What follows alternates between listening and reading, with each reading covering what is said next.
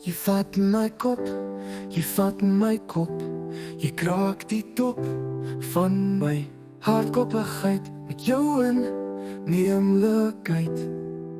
Jou liefde is soos raad vir my lang voor. Ek sou raad op raak. My ruggraat het al begin kromme raak, net soos my pensje, maar jy sien my heel deur 'n ander, heel deur 'n ander lensie. Blind verlief, blind verlief. I'm dying of another kind, I'm dying of another level. My vrouwmens, ek wens jou nooit weg. Ek soek jou in my weg. Soms gee ek jou weg en jy kom terug met renke van liefde.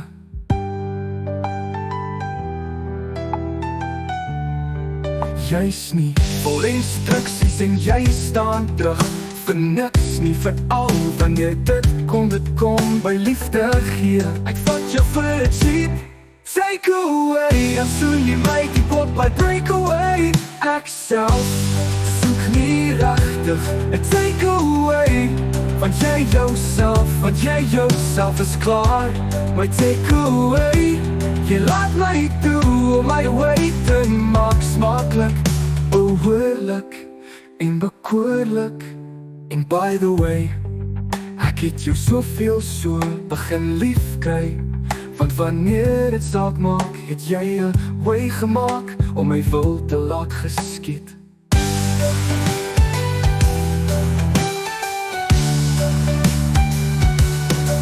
Ek self soek nie regtig 'n takeaway, want jy jouself is klaar my takeaway. Jy laat my toe om my way te maak smaklik, behoorlik en bekoorlik. En jou wyfel totaal geheel en alles, jou alles van my gegee. Baie aandag, dis weer aandag aan my gegee.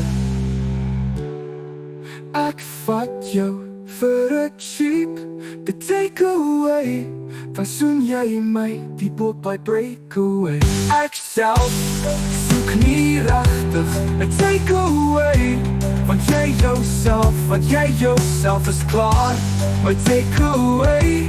Jy laat my toe om my way te maak smaklik, behoorlik en bekoorlik.